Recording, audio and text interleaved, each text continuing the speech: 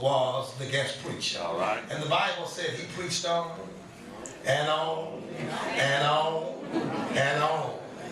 There was a young man by the name of Eutychus who was sitting in the window who had come for the revival services. All right. Paul preached on so long until Eutychus got sleepy. He dozed off in the windowsill and fell out of the window.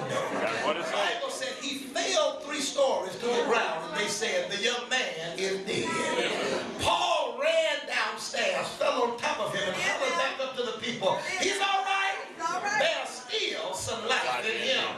The Bible said that they brought him back upstairs. They gave him a little something to eat. He was all right. And verse number 12 says that they were greatly rejoicing because they discovered not only was he not dead, but he was not hurt. Y'all pray with me. Come on, man. I want to preach tonight as the spiritual guide with this thought in our minds. There's life after a fall. Look at your neighbor and say, "Neighbor, there's life after a fall." Read David. Read David. Praise God. There is life, I tell you, Yes, sir. after a fall. People of God, one of the most beautiful scenes of geography and topography found anywhere on any continent is that of the Grand Canyon. All right. Now, what many people may not know or understand unless you study geography or history is that the Grand Canyon was not originally owned by Americans, but in fact the Grand Canyon was first part, parcel, and land of Native Americans. The Grand Canyon was one of the first places where Native Americans worshiped. For many years it confused and confounded anthropologists as to why Indians or Native Americans, if you please, would worship there. Well, life has taught all of us that when you really want to know something, the best thing to do is go to the source. Because if you can ask somebody that's not directly connected to it, they have a tendency to give you bad information. So recognizing that they were the only ones who had the answers, the anthropologists, the scientists, they went to the Indians and they wanted to know why they worshiped in this particular place. Well, when they asked, they revealed that the reason they worshiped there is because in their particular culture and religious upbringing, it is believed that the Grand Canyon came to be because a meteor fell from the sky. All right. And in its falling, you all, when the meteor fell, it created this crevice, this hole, this large depression that would later become known as the Grand Canyon. Are y'all praying with me?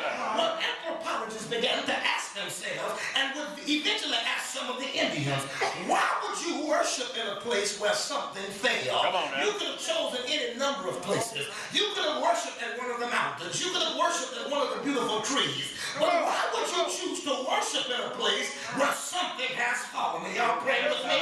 I mean, what could possibly be the reason for identifying and connecting spirituality at a place where something has fallen? Because more often than not, we always connect that which has fallen with something negative. Are y'all praying with me? You recognize it was a fall that moved Lucifer the glory down to hell. So whenever we hear something about a fall, we always hear it in a negative context. So they wanted to know, why in the world would you want to worship in a place where something has fallen? Finally, a spokesman for the Native Americans responded, and they gave this reason. He said, the reason we worship there, and the reason we include it in our belief and a part of our story that the meteorite fell there, is because if it had not fallen, something beautiful would have never come out of it. Come on, man. You just missed the first shot of the sermon. They said the reason we worship there at a place where something has fallen is because if something had not failed, something beautiful would have never been created. Let me keep working, let me keep reading. And as I was reading that, you all, it got my mind to thinking that the sign of maturity is when we're able to trust God after a fall and then be mature enough to worship Him in the expectation and the anticipation that the fall is going to produce something beautiful in my life. I wish I had somebody.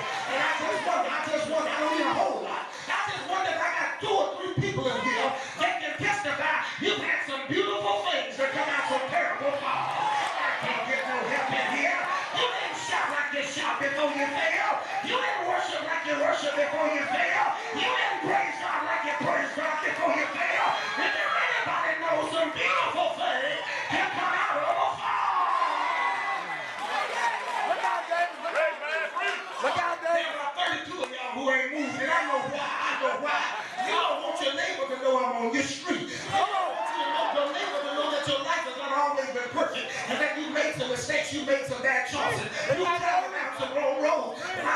just 2 or 3 of y'all in here that can testify that there have been moments when you fail. You didn't like it when you fail. You weren't crazy about it when you fail. It hurt your feelings when you fail. It was difficult when you fail. But you saw some of the stuff that God created out of your fall, and you said, God, I thank you that you made some beautiful things out of my fall. You want to take about 20 seconds and just begin to bless God. Thank God for the stuff that failed. Thank God for the stuff that crumbled. Thank God for the stuff that fell through. Because God took your mess and worked a miracle.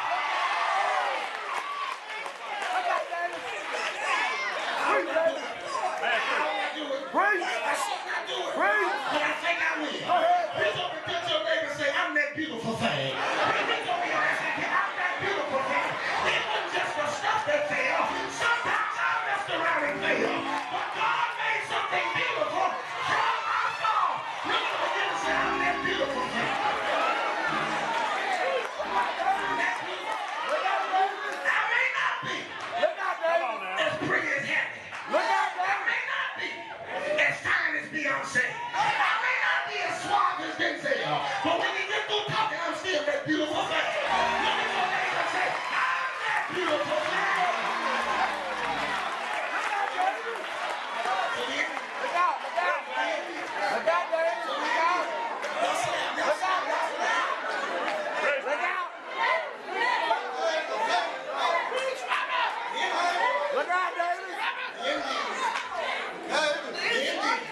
Yes, sir. The Indians. They said, we worship that. Because God made something beautiful out of something that failed. Come on now. So now, as we comb through the context of this captivating chronicle and content, we see another falling situation. All right now. Here they are in worship. And one of the first things that the text suggests is that you have to be careful with worship because worship can change your plans. You have to be careful with worship because worship will mess around and change your plans. Now, see, when you really worship the Lord, sometimes your plans can get changed. It's right there in the text. The Bible says that Paul is there preaching. And the clear implication is that he had not intended to stay until the next day. Y'all praying with me? But be careful with your own intentions because when you have your own intentions, sometimes they will mess around and get in the way of what God wants to do in your life. You got to be careful, you all. You got to be careful now of being selfish with your own proclivities and propensities as if you can be the dictator and the determinator of the rules that God can and cannot make in your life. Because if you ever learn how to really worship God, worship has a way of changing the stuff you intended to do. You look at it in front of them and come and get you. See, some of y'all intended to cuss some folk out. But you and God messed around and got together and had some worship and it changed some things. See, some of y'all intended to walk off that job, but you messed around and started worshiping and you're still right there. You almost about telling your boo, I'm about to drop you zero and make me a hero. But you messed around and worship God and you're still right there. Because worship has a way of changing your plan. I got one more. And I'm working my way through it. Preach, man. The Bible says that God gave Paul a word. That's right. And Paul began to preach that word. Preachers don't miss this preachers. God gave Paul a word. And Paul began to preach that word. And the text says that the word got so good that Paul preached until midnight.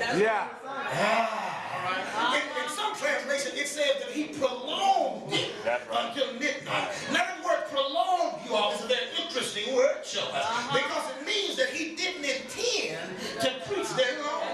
But the word must have really got so good to him, he just couldn't let it go. Somebody missed what I said. He didn't intend to fool with that thing that long. But it must have really got so good to him that he couldn't let it go. I said, yeah, he didn't intend to preach that long. But he must have really got a case of the can't help it.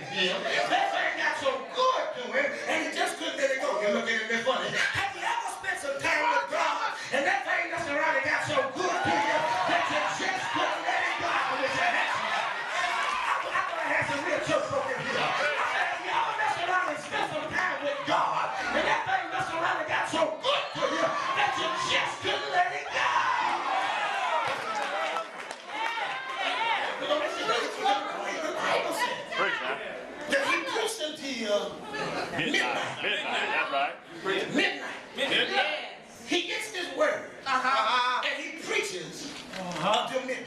Yes, sir. He gets his word. Yeah. And he preaches Until until midnight. That's right. He gets this word. And this thing grips him and grabs him and holds him until midnight. See, whenever you get a word from God will always keep you going Come on, man. until midnight. All right Now, now. let me work right there for a minute. Come on now. See, whenever you've had a real encounter with God, that thing will mess around and hold you until midnight.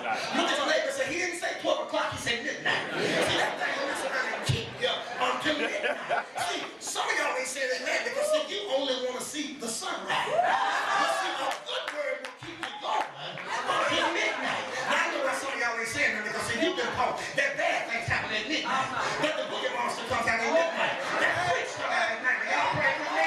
See, some of us don't want to say amen because we always associate bad things and boogie monsters with midnight. But can I help you get a revelation on midnight? Can I help you get a revelation on midnight? What is midnight? Here it comes. Midnight is the edge of yesterday and the fringe of tomorrow. So somebody just listen what I said. I say midnight is the edge of yesterday and it's the fringe of tomorrow. Midnight is the end of yesterday and the beginning of a brand new day. Whenever God speaks a word to you, that means God's getting ready to end one day and you're getting ready to step into a brand new day. I wish I had somebody. Whenever you have a midnight experience with God, that's what the Bible says. It was at midnight when Paul began to preach and Silas began to sing because God does some interesting things at midnight. I got one point. And I'm working my way to one point. So the text says that in the middle of this worship service, there was a young brother by the name of Eutychus. Eutychus. Come on now. I have a 15-year-old son. And I was going over my notes, Brother Deacon. He said, Dad, how you pronounce them strange words? I said, son, you can say it. Say Eutychus. He said, Eutychus. I said, see, you got it. He said, Dad, I'm going to forget it. I said, no, you won't. I'm going to help you remember it. He said, Dad, how can I remember it? I said, well, son, if you'd have fell out of window, Eutychus too.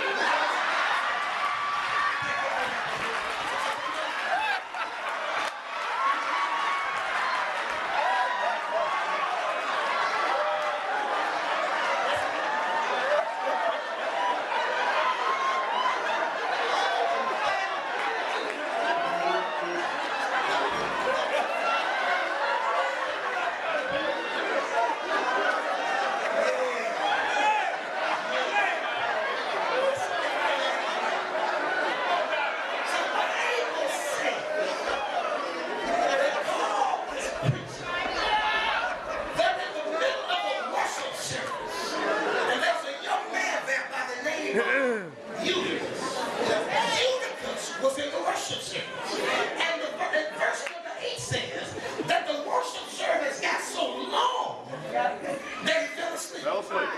He's in church Come on, man. and he fell asleep. The preacher is preaching and he fell asleep.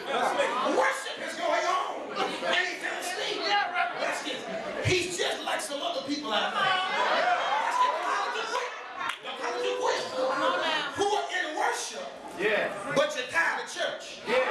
Somebody just missed it. That flew right over your head.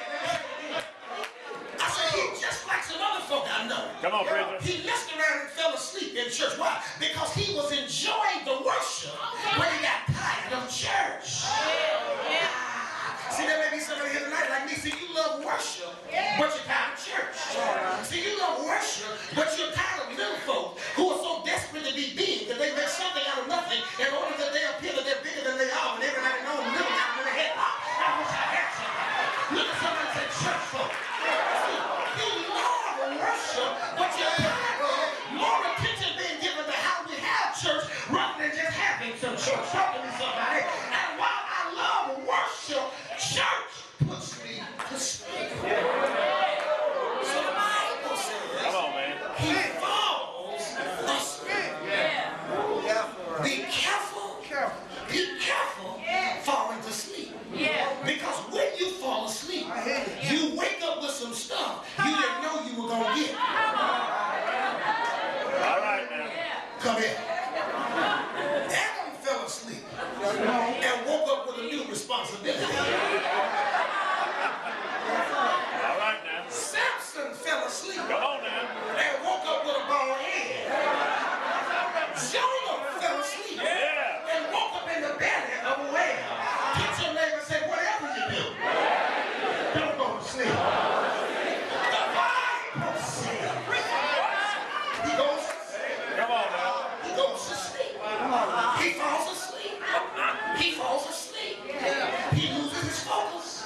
He loses his attentiveness. He loses the passion for where he was. He falls asleep. And there are a few things that the text is taking to teach about what will happen when you mess around and fall asleep. Are y'all praying with me? What's the text? The text says that he fell asleep. And he fell from the third-story window. right. Here it is. Whenever you fall asleep and lose your focus, you never stay at the same level. I said, whenever you fall asleep, you can never stay at the same level. See, whenever you lose your focus, you will not wake up and be on the same level you were before you fell asleep. Punch your neighbor and say, it's time to wake up. The text says that he falls from the window. Don't miss this now. I'm just trying to teach a little bit. He falls from the window. And the folk in the church service, the church folk, the folk who had just been listening to the service, the church folk he had just been worshiping with, them folk, somebody say them folk, they looked out the window. I don't say they go downstairs. They looked out the window, and the first thing they said, he dead. Isn't it amazing? Isn't it amazing? Come on, man. How there are always folk who are waiting to declare your demise when you fall.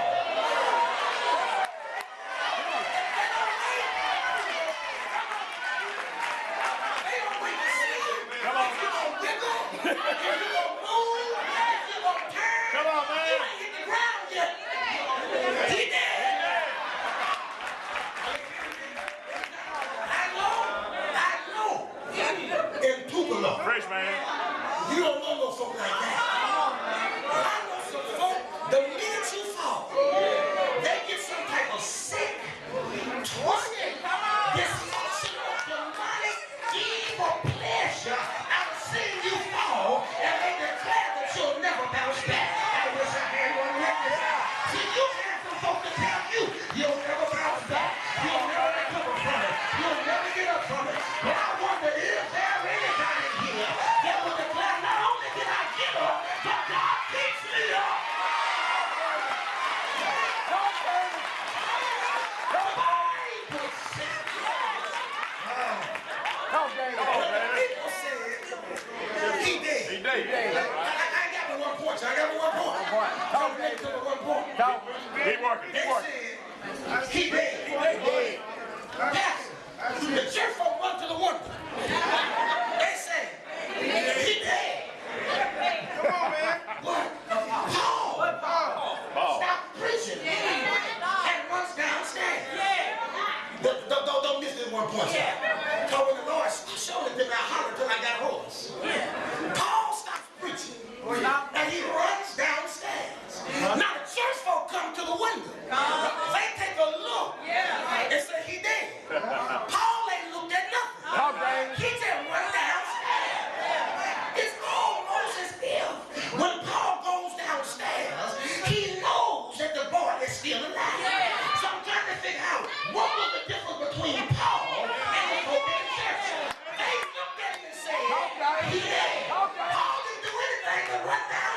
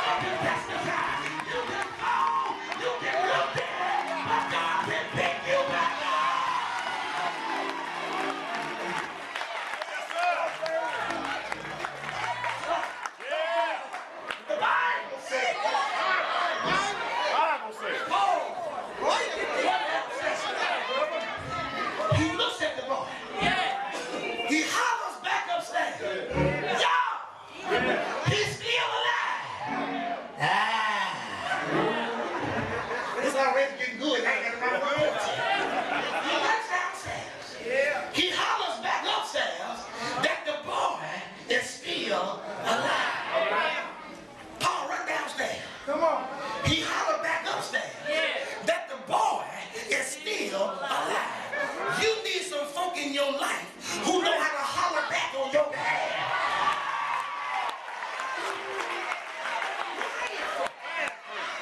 See, quiet folk are fine.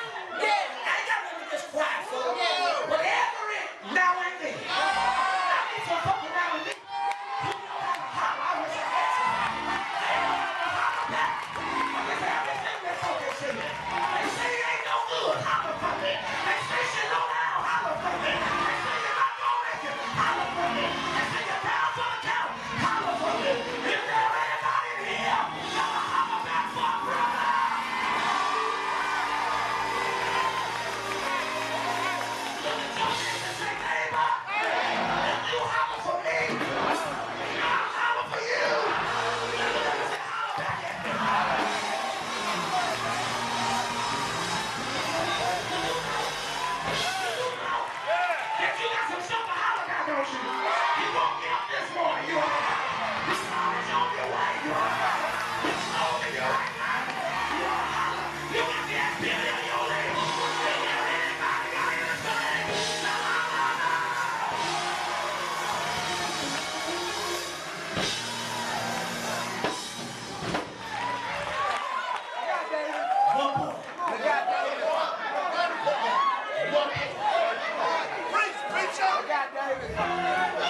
Work your way to it.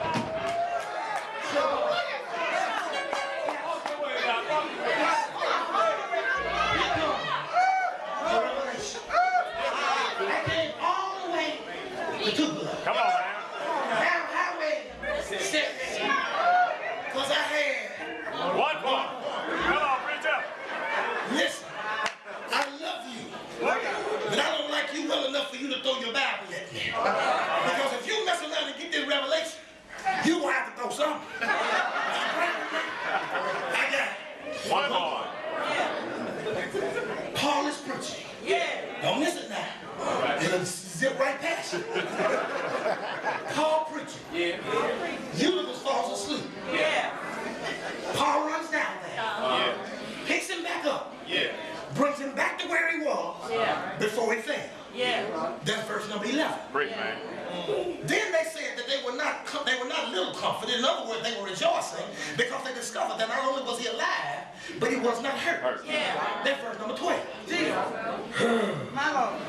When they picked him up from the fall kit and took him back where he was, that was verse number 11.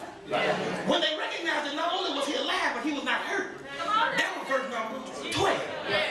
They picked him up and took him back to where he was before the fall. That was verse number 11. They discovered that although he had fallen, he was not hurt. That's verse number 12. Come on, David. All of it happens in chapter number 20. So they fall and pick him up and take him back where he was in 2011, but then they find out he wasn't hurt in 2020.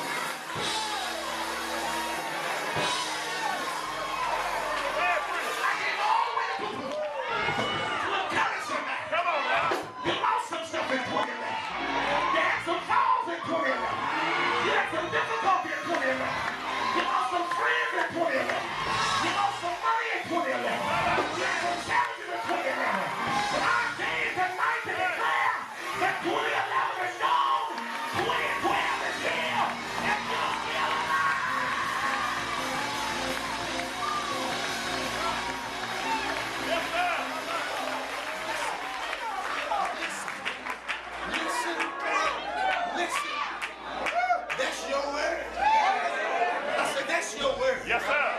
You better receive your word. You failed in 2011. They laughed 2011. They talked about it. 2011. Come on, man. You were ashamed to show your face in 2011. But how many of you all know if the sun keep rising and setting, That's right. 2011 chapter number 20. Yes, sir. Verse number 12. Yeah. Says they rejoice. Yeah. Because not only was he still alive, Yes, sir. but he was not hurt. Preach, man. The reason you ought to bless God. And because while you had some difficulty, you come in 2012, and not only are you still alive, but the stuff that should have killed you, you didn't scratch you. Which I got somebody. Look at your neighbor and say, neighbor, not only am I alive, but I'm not hurt. Look at me, I'm not hurt. The ruler didn't hurt me. The lie didn't hurt me. The layoff didn't hurt me. The cutback didn't hurt me. The divorce didn't hurt me. The ridicule didn't hurt me. The arrest did not hurt me. God kept me alive.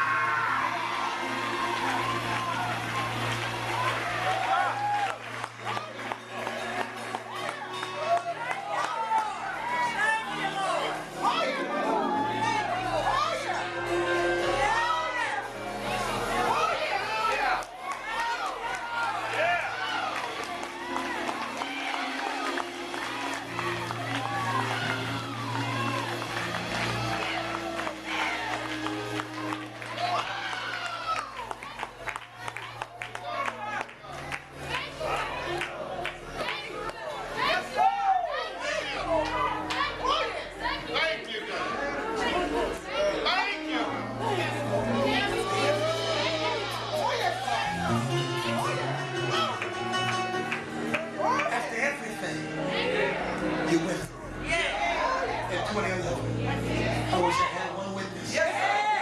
When you failed, not only did other folks think you were dead, Come on now. you thought you were dead. You didn't think you would never be able to recover. But look at God. He is that. You survived 2011, standing in 2020, looking better than you ever looked, doing better than you ever did, thanking God for how He brought you, thanking God for how He kept you. Is there anybody that's got a 2012 praise? Anybody got a 2012 praise? I said, anybody got a 2012 praise?